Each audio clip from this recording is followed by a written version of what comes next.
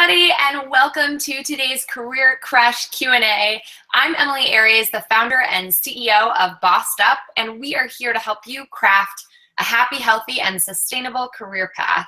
I'm so excited to have Nancy Chang here, the executive director of Real Girls, an amazing organization based on the West Coast in Seattle. So we're so excited to have her tuning in with us today. And as you know, if you're a regular visitor to our Wednesday Career Crush series, this is all about women who've crafted careers with passion and purpose, and getting sort of a behind-the-scenes look at how they got to where they are today and what lessons they've learned along the way that we can share and inspire and support one another in the path to really creating meaningful work lives. So Nancy's here with us from the West Coast, and I want to hand it over to her in just a moment to tell us more about what she does with Real Girls. But first, a couple housekeeping notes. You are welcome to tweet along and ask your questions live. I'll be managing Twitter off to the side here. So use that hashtag CareerCrush and tweet at us at BossedUp.org or at the Nancy Chang, which is your Twitter handle, right, Nancy? Yes, it's my Twitter account. I'm awesome. Right here. Love it. Yeah, so Nancy and I are both avid Twitter users and communicators online and off. So if you're watching this on our YouTube channel way after it's gone live and beyond the broadcast, you're still welcome to chip in with your questions, weigh in with your comments. We're always happy to answer those questions on Twitter. So Nancy, thanks so much for being here. Actually, definitely West Coast, but right now I'm in Amsterdam and in a weird corner of the hotel I'm staying in right now. But that's part of, crafting your own career and making sure like you can, do fun things and do that work-life balance. Yeah. So I'm definitely working on balancing life right now. Well, tell us first about work with Real Girls, and what does it mean to be ED over there, and what are you all about there? So Real Girls is an amazing organization that's been around since 2001, and the mission is to help young people explore, critique, and author media through a feminist lens. And why it's so powerful for me, media is everything. It really helps people see and understand and learn about the world, but I think there's a lot of people, especially young women, can tell. And the whole premise of Real Girls is just making sure that young women have tools to tell their stories, and also have mentors to help support them in a safe space to create, what they like to do. And I've been involved with Real Girls since 2014 at the end, and in almost 2 years, and it's been really great because before I was working for city government, and I love my work being simple, and but at the same time for me, I just wanted more flexibility and to be more creative. City governments are great, but definitely not as nimble as small nonprofit organizations like Real Girls. And so yeah, I've been working with Real Girls in the community that is Real Girls, and part of the community is our board, our staff team, our volunteers, our girls, and it's super rewarding to hear the stories of girls that I've been meeting today, but also girls that have started the program, 15 years ago, and the impact that Real Girls does is phenomenal, and I'm just really proud to be a part of it. So that's amazing. We can learn more about Real Girls through it's Real RealGrrls.com or .org, right? Correct.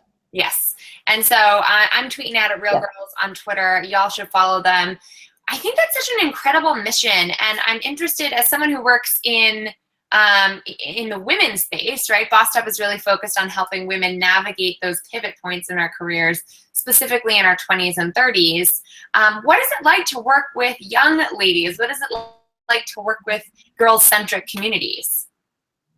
It's amazing to be able to just work with young women and people that want to support young women, because I think that, you know, a lot of people that understand work is understands that it's like an amazing space where people get to support our future leaders and give them young voice, or give youth opportunities to share their voice. And I know when I was a young person working with young people now, I tend to reflect what I was like when I was younger. And I feel like if I had opportunities that were present, definitely more impactful, or like like when I feel like I didn't do that much when I was a teenager, and these young women like create amazing, powerful stories and things like that has just been really inspiring. And I definitely learn a lot from young people, as well as like the community that wants to help support them. So it's just, I think, part of what I'm drawn to in terms of community building is that you are developing community, and it's not really just a job. It's helping to, implement what you want to see happen in the world. Oh my God, I love that. And I'm intrigued to learn more about that transition, right? Because I also was working in the political realm, which felt like a high impact opportunity for work, until the higher I rose, the more detached I became from the impact I wanted to have in the world. And so for me, similarly, having worked in politics and government and then making a big career shift so you could focus on changing individuals' lives, I would love to hear more about what was rewarding about that process and what was really challenging when you decided to make that change. When did you decide to pull the plug, and how did that go down? I think it's, we often gloss over those transitions, but it's the art of making that happen that I think so many of our audience members are really looking to gain insight on. Yeah, so I think in terms of transitioning and thinking about what that looked like for me, I left my position at the end of 2014, but I think for a few years I was thinking, like, what can I be doing? Like, what do I want to be doing? And not just waiting until there wasn't room for my own personal growth to make that decision, but knowing that like I had a time frame for myself of like, okay, well, I'm doing some cool projects, and I'm also at that same time I was doing Skate Like a Girl work too, so it felt good. And at some point I was just like, okay, well, there's only so much more upward like movement for me, and I think what's challenging right now is that like I don't make as much money as I did in the past, but I think that's something that I already accounted for. But it is kind of like one of those true things. You have a really solid job to take something. I'm essentially working for myself as a contractor, and my main client is Real Girls, and it's amazing. I love the work, but it's also really different that you have to be in charge of like paying for your own, insurance, like making sure like those taxes are being taken out. So boring things like that. But I definitely have help and support and resources to do those things. Really, the transition was really difficult for me because I loved where I worked and I really enjoyed it, but I also was really honest with myself of saying like, okay, well, what do I want to be doing? And yes, I can stay at a government job forever, which is weirdly true. Like, but is that going to be something that I'd want for myself? Like I'm 35 now, and I left my job like 3, and there's definitely lifers, and I think for me, like I'm a lifer in wanting to be involved in my community, whether it's volunteering or organizing in a capacity like Real Girls. Yeah, and I think just having that was great. I think I love what you said about having the courage to really ask yourself, like, what do I actually want to do, even when you're comfortable? You know, not when you're lost, not when you're at a loss, not when you're struggling, but when you're fine, when everything is going fine and you like the people you're working with, but still being critical and asking, how long is this going to be sustainable for me? And so at Bossed Up, we have a phrase, right, of sustainable success being what we're striving towards. So not something that's going to work or have a payout over the next 3 weeks, 3 months, 3 years, but what can we really do that's going to keep us motivated and happy and satisfied and content over the long term. And so being real about that, it's so different person to person, is really an important piece of that. Yeah, and I think in terms of, you know, thinking about where your career is and what you want to be doing and what you want to, you know, like, it's a balance, right? Like, you're really good at doing certain things and there's areas where you want to improve on. And I think knowing what your own personal working style is and the type is really critical and important, because it's like, you know, if you like rules and you like stability for yourself, is not like, it's not a great fit, I don't think, unless you like have a huge like loan and you can hire, or you just have a lot of wealth and you can like hire your own team of people and run it exactly the way you want. But I think for me, I know that I was at my job for at the city for like 10 years because I had so many opportunities to learn and grow, and it was really exciting. And I think that for people that like constant change, they just need to like being able to work for themselves and looking at situations where there's gray areas. That's kind of what drew me towards Real Girls, because organizationally Real Girls was transitioning to be more of a nimble organization. And I think for people that are like, I need a template for this and it's not a good fit. And, you know, if I was very like linear, this would not be a very good position because I love the gray area. I love problem solving. I like like fighting fires when they need to be fought. So yeah, and just knowing like that self-knowledge takes work. It takes experimentation. It takes trying things on for size, and sometimes they don't fit. You know, sometimes things aren't going to work, and just being open to and not running from what works best for ourselves as that sort of piece of self-knowledge is so key. So tell us more. You mentioned briefly Skate Like a Girl, which I love. I'm like a huge fan of your whole you know, career trajectory and all the community orgs that you've been a part of, because they're just so funky and fresh and awesome in how they're focused on diversity and inclusion in the skate park, right? And with the backdrop of skateboarding. Tell me more about Skate Like a Girl. How did you find yourself in the midst of that organizing? And what did that I think what was the second part? It was just like, what does that whole part of your life mean to you? I just posted something on Facebook about, actually right before I took my position with Real Girls, there's this amazing opportunity with the Wilson Center. They partnered up with Skate Like a Girl and our local Museum of History and Industry in Seattle to put together event called In a Skate. And the In a Skate was something that like basically like Tony Hawk and like a bunch of other skateboarding industry folks had put together a year or two before, a traveling exhibition or like a traveling program that looks at like how skateboarding is innovative. Really cool opportunity to be part of that. And I posted like a video talking to another young woman that I've known, you know, since she's 15 and I think she's 27 now.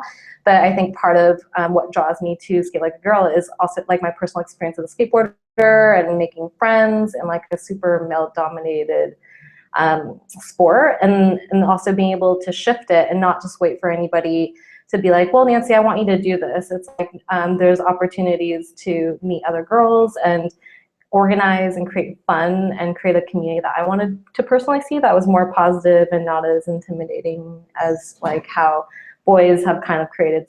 Like, I mean, they're not intentionally making it scary and terrible, but just this is how it is. Yeah.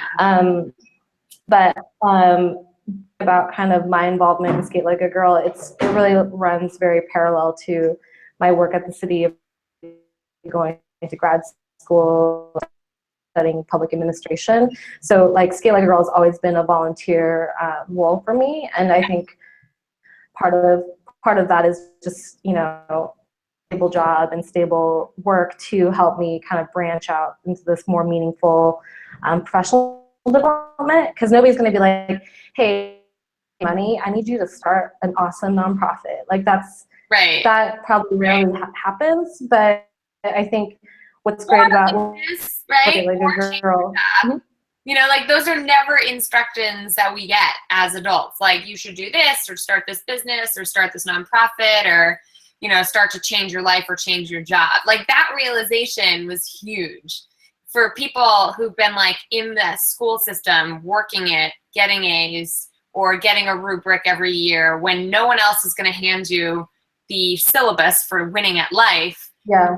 That acknowledgement of like, oh, this is a community I would like to see. If not me, then who, right? Like if not us, exactly. who? And that's why Bossed Up exists. You know, I think that's why all the cool community orgs out there exist, because they were started by hopefully someone who wanted to make life a little easier for the people behind us. And it continues well beyond us individually. Yeah, definitely. And I with Bossed Up and Skate Like a Girl and Rural Girls, it's their young women to really figure out what they want to do and provide that support and resource. And I think that in terms of really everybody, I come across this, especially managing, working with people that are more, you know, either new to the working world or don't have those opportunities to take risks and feel supported and be okay to make mistakes. But I think ultimately, like we've created definitely a lot of best practices and go to college, do this, do that, and you're going to be fine. Right. But I think, you know, a best practice isn't necessarily the best practice. True. Part of these community groups and services, like resources and services and connecting with other people, is just to hear that after, if you do, you're totally fine. You can totally do that. But for people, I think it's a little difficult if you feel like you have this path that you feel quite right. And you know, the scary thing is that you'll fail. But I think, you know, that's also the fun thing, is that you try something out. And I mean, obviously, like it's this past year was like financially the worst year for me. But it's okay because and it's been very nice getting to know so many people do the same type of work, whether it's in Seattle or abroad. Like I'm actually, the reason I'm in Amsterdam right now is his birthday, but I'm also heading to Nairobi in about a week. I met a bunch of amazing women that reached out to Real Girls to start a girls leadership program, and we rallied our Seattle group and you know, patched up some funds, and like we're putting together a media literacy training for to tell their stories, to tell us like what they want to see in a girls leadership program, and then we take what they, and then hopefully we'll be able to raise enough money and do grant writing to launch a bigger program for next year. So I think for me, it was kind of blazing some trails and then also getting on the main path and, you know, whatever it takes to, you know, make things happen. And I think my favorite phrase is I have a lot of phrases. Yeah. Number one is to be feral and free, and that's what I wrote on my leaving the city job. It says the reason for leaving, and they're like, oh, you usually just write voluntary, and I'm like, okay, but can I write to be feral and free? And they're like, yeah, sure, why not? Feral. So being feral and free. That's FERAL, right? Like a feral child or something, yeah. Right? So tell me about that. Like wild cat. That's like a pretty radically like liberated statement, right?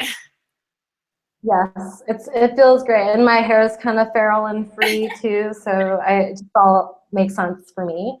And then you know, like getting it done together is really great. Like, you know, I grew up in the DIY do-it-yourself culture, and I think having this other term, do it together, is really important.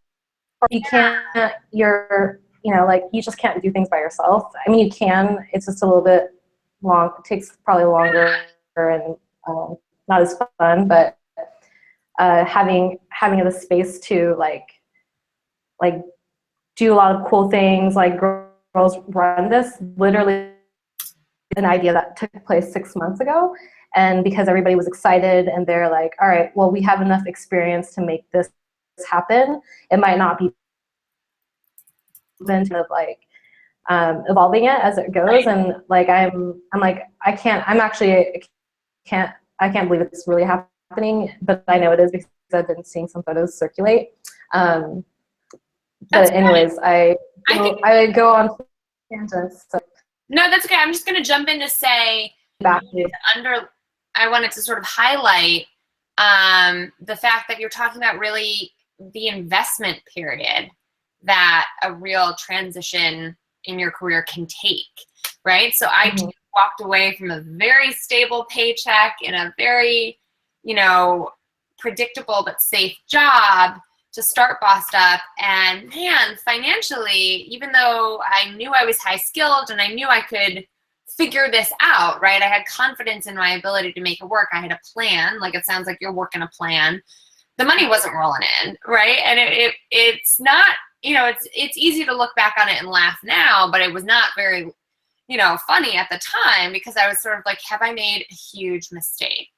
And I think what gives me confidence, and what I'm hearing from you, is really seeing the impact you're having and knowing that you're making a valuable difference in other people's lives, and that is something that is bankable, right? Like, you can invest your time and energy and finances, or, you know, invest your precious time by not making tons of money for a year, let's say, knowing that you've got a plan of how to make it work. And I think that's the scary thing that feels out of reach for a lot of us. But B, like, second of all, just like sometimes it feels like a mistake. And so I wonder how you keep your head on straight. Like, what does your support community look like? How do you proceed with confidence? Yeah. Before I talk about my support community, I think it's really important, whether you go into business for yourself or you're trying a new program or something, it really takes 2 to 3 years to see things happen, right? Like, the first year, you're making sure people get it and there's buy-in, and you run a program or do a year is about making adjustments, right? And then after the second year is saying, are we doing better? Are we trending up, or are we continue to trend down? And after that, okay, well, things are going to be great the third year, so it's going to be fine. Or if it's not going to be fine, you're able to make those choices then to pull the plug. But I think just trusting that if you've invested the time to be very thoughtful, ask for help, put together a plan that's actionable, that people have poked holes into, and you have whatever resources that you need, whether it's financial or in mind, or that is, just to believe that the plan's going to work. Because if you don't believe in the plan, nobody else is going to believe in the plan. Yeah. And I think part of what I'm good at is getting people excited, and I'm really good at convening and kind of giving this bigger vision and picture, and building those relationships. And I think where I think what I've learned a lot is to read people, the people that will do things, and the people that are just sucking your time and making you feel that they're there to help you. But it's really about actionable things, right? So somebody can be like, oh, that's a great idea, I love it. They're never going to come through. If you're counting on them to do something and they're not, you need to either ask them directly, or just realize that they're only there to make you feel good, which can be a good thing too, to keep your morale up. But definitely, I think with project or the community support is finding the right players that are gonna be not just giving feedback that's not critical, but giving feedback that's critical and also with I've created the three T's: time, talent, and Tubmans. For hopefully Harriet Tubman will be on go pretty soon in the next couple years. But really, it's like anybody that can give you time, that can help you think and be critical about your ideas or things is important, right? Or showing up to like set up an event.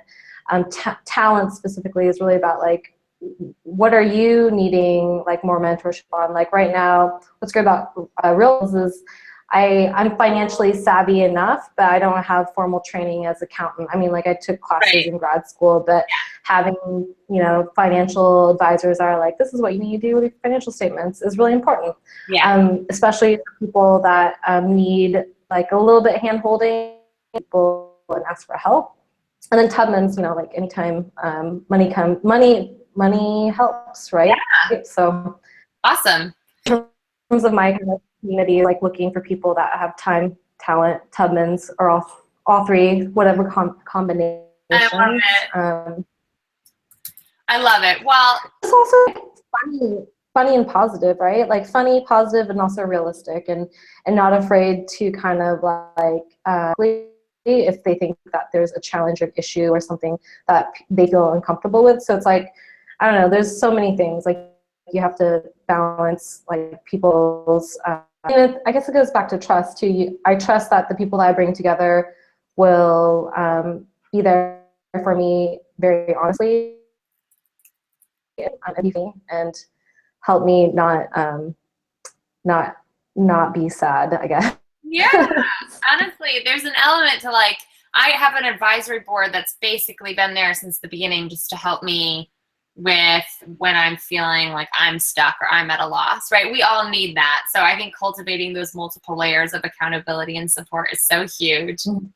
Well, Nancy, we're at time, so we've got to wrap up, but I want to first thank you so much for joining us today and give you the opportunity to share any last words of advice for those who are thinking about starting their own nonprofits maybe, or navigating a big career change like you've done, and also let us know where we can find out more about your work and read up on all the great things that you're up to when you're back stateside or abroad. Well, I guess definitely just be feral, be free, and do it together. Love it. And reach out to me. Thank you so much for having me. Thank you. I so appreciate your time. And Boston, thanks again for all of y'all tuning in. We have our Career Crush series continue every Wednesday at 1 o'clock Eastern. And you can find out a lot more about Nancy and her great work with Real Girls, Skate Like a Girl, and all of the good stuff that she's working on Twitter at the Nancy Chang. Check us out on Twitter at bossedup.org. Use that hashtag CareerCrush to follow today's conversation and all of our past and future Career Crush convos. Thanks again, Nancy. Have an amazing time abroad, and I can't wait till we talk again soon.